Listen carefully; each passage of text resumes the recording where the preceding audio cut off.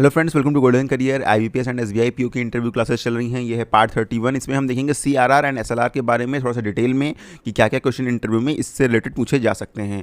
अगर interview classes join नहीं की हैं तो वीडियो के डिस्क्रिप्शन बॉक्स में लिंक दिया हुआ है, फटाफट ज्वाइन कर लीजिए। ज्वाइन करने के बाद ही आप पूरी क्लासेस की जो मतलब पूरी लेंथ की वीडियोज़ हैं उनको एक्सेस कर पाएंगे। साथ में जब आप लॉग इन करेंगे तो बहुत सारी यहाँ पीडीएफ्स भी आपको हम प्रोवाइड करते हैं। एंड इंटरव्यू वीडियोज़ में जाएंगे तो यहाँ पर आपको फुल लेंथ वीडियोज़ देखने को मिलती हैं एंड प्लेलिस्ट भी यहाँ से आप एक्सेस कर सकते हैं। चलिए हम देखते हैं सीआरआर एंड एसएलआर के बारे में। देखिए, CRR थोड़ा सा स्टार्टिंग का बोरिंग हो जाता है जो लोग डेली वीडियोस देखते हैं, बट उसके लिए माफी चाहूंगा, जरूरी है नए कैंडिडेट्स के लिए। CRR का फुल फॉर्म होता है कैश रिजर्व रेशियो। आपको बहुत ही अच्छे से समझ में आ जाएगा, कोई डाउट नहीं रह जाएगा। और SLR का फुल फॉर्म होता है स्टैट्यूटरी लिक्विडिटी रेशियो। TY है ये, लिक्विडिटी रेशियो। ठीक है। CRR क्या है? ये एक परसेंटेज होता है जो reserve bank of India decide करती है कि बैंक को कितने परसेंट ये मेंटेन करना है, कितने परसेंट ये मेंटेन करना है। ये बैंक को एक अमाउंट होता है जो कैश रिजर्व रेशियो और स्टैट्यूटरी लिक्विडिटी रेशियो होता है जो बैंक को मेंटेन करना होता है। ठीक है। इस अमाउंट पे मतलब ये अपने आप ये बैंक को रिजर्व रखना होता है। जो CRR होता है ये बैंक्स को रिजर्व बैंक ऑफ इंडिया के साथ मेंटेन करना होता है। यहाँ पे हम एक एग्जांपल ले रहे हैं, मान लेते हैं। ठीक है, प्रेजेंट का डेटा मैं यहाँ पे नहीं दे रहा हूँ। हम जितने भी डेटा है, repo rate, reverse repo rate, क्या बेस रेट कितना, बैंक रेट कितना है, सॉरी, एंड MCLR कितना है, CRR कितना है, SLR कितना है, ये हम लास्ट में देंगे इंटरव्यू से जस्ट 2 दिन पहले, एकदम अपडेटेड फिगर। ठीक है। मान के चलते हैं CRR 4% है और SLR आपका 18% है, ये हम मान रहे हैं।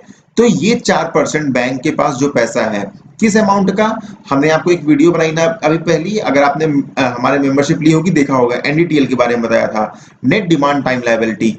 तो बैंक की जो भी नेट डिमांड टाइम लायबिलिटी होगी, ठीक है, उस NDTL का 4% बैंक को मेंटेन करना होगा। क्या? कैश रिजर्व रेशियो के फॉर्म में। ये पैसा बैंक को RBI के पास मेंटेन करना होगा। ठीक है, यहाँ पे मैं लिख दे रहा हूँ हिंदी में, RBI के पास मेंटेन करना होगा। और इस पैसे पे reserve bank of India bank को कोई भी इंटरेस्ट पे नहीं करेगा। तो इंटरव्यू में आपसे पूछते हैं कि CRR पे रिजर्व बैंक ऑफ इंडिया कितनी इंटरेस्ट देती है, तो आप कहोगे सर CRR पे रिजर्व बैंक ऑफ इंडिया 1 रुपए का भी इंटरेस्ट नहीं देती है। ठीक है।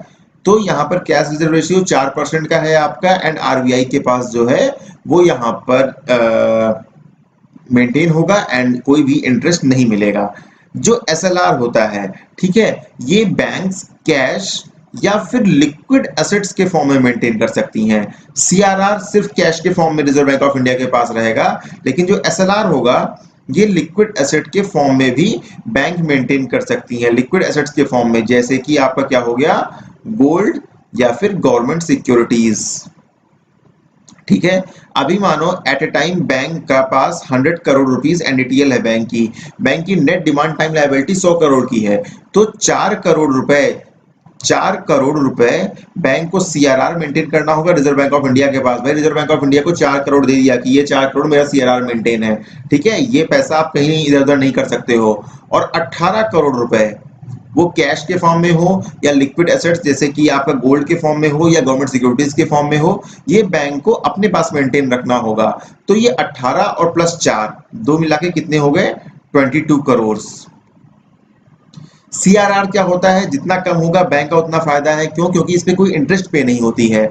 लेकिन SLR में चलो ठीक है, गवर्नमेंट सिक्योरिटीज में भी अगर बैंक ने इन्वेस्ट कर दिया तो कुछ ना कुछ बैंक को वहां से पैसा, वहां से रिटर्न इंटरेस्ट मिलती रहती है। ठीक है, तो दोनों मिला के हो गया 18 प्लस 4 22 करोड़। ठीक है। बैंक का NDTL कितना था, 100 करोड़। अब बैंक के पास कितना पैसा बचा? अब बैंक के पास रिमेनिंग बचा 78 करोड़ रुपीस। इसी 78 करोड़ रुपीस को बैंक लोन बांट सकता है, इन 22 करोड़ को बैंक छू भी नहीं सकता है। अब ये किस लिए मेंटेन करना होता है? ताकि भैया कल को बैंक डूबने की नौबत आ जाए, बैंक के पास पैसा ना हो, बहुत से लोग एक साथ पैसा मांगने आ जाए, तो बैंक के पास रिजर्व में पैसा होना चाहिए कि बैंक किसी भी क्राइसिस से निपट सके। ठीक है। अगर ये मेंटेन नहीं करता है, चलो पहले हम ये चीज देख लेते हैं कि ये किस अमाउंट पे मेंटेन होता है। ये मेंटेन होता है, मैंने आपको बताया, NDTL पर, जो नेट डिमांड टाइम लायबिलिटी होती है। लेकिन किस दिन की NDTL? भाई NDTL तो आपका चेंज होता रहता है डेली। तो ये होगा आपका last Friday of second preceding fortnight. ठीक है, इसका मतलब हुआ कि 2 हफ्ते पहले का जो लास्ट फ्राइडे है, ठीक है, आपका जो भी है 2 हफ्ते पहले का जो लास्ट फ्राइडे है, उस दिन जितना एनडीटीएल रहा होगा उस अमाउंट पर डेली बेसिस पे ये मेंटेन करना। ये नहीं कि आपने एक दिन मेंटेन कर लिया फिर उसको आपने खर्चा कर दिया, नहीं, आपको डेली बेसिस पे मेंटेन रखना है।